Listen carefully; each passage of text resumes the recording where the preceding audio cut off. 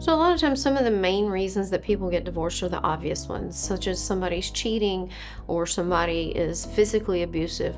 We see emotional abuse a lot as well. We also see a lot of cases where people might have substance abuse issues, which then can lead to a lot of financial issues. So, each case is unique, and I always tell people you have to be the one ready to get divorced. It can't be on my timeline or your family's timeline or anybody else's timeline. It has to be on your timeline. But we do see a lot of cases, maybe say one spouse is financially reckless.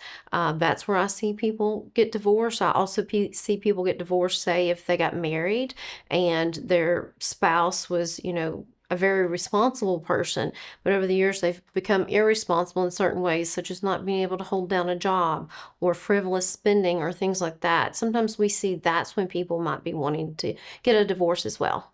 So, a lot of times people ask what are some reasons they should not get divorced.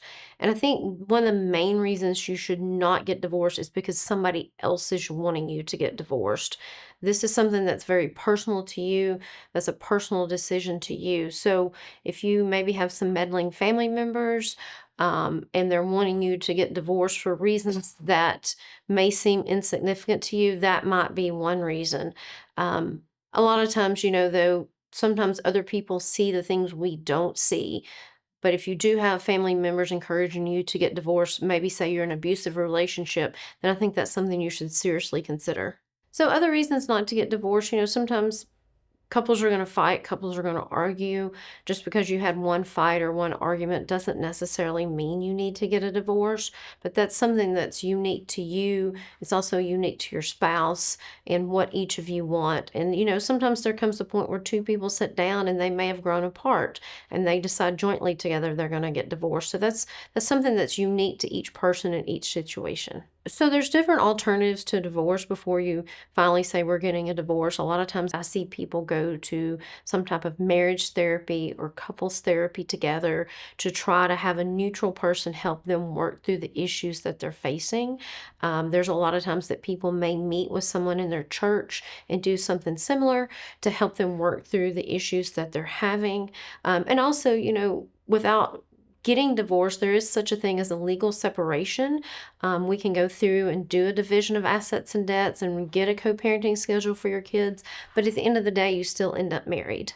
If I had a friend going through divorce before they were filing, I would definitely sit down and talk to them, just like I would any potential client in a consultation, and go through the unique circumstances of that case because no two cases are the same.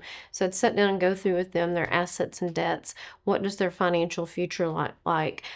Can they pay their bills on their own once they have gotten divorced? What would this look like for their children and how it might impact their children? So those are some different things that I would sit down and go through with a friend, just like I would sit down and go through with any potential new client that would come to our firm. So things to think through before divorce is the main thing you've got to think through, is this something you want? And I always feel like that's something you need to be certain about, to move forward with the process. And other things you need to consider are financial implications, what this will look like when I'm not married to this person. I always tell people, try to envision what your future is going to look like with this person not as your spouse. What does this look like for my financial situation? What does this look like for my children? And if I don't get divorced, in 2 years from now, am I going to regret it? So those are all things that you need to think through. Those are things that we can help you with. If you want to sit down and have a consultation with us, we can walk you through all those aspects at Mandy Hancock Law.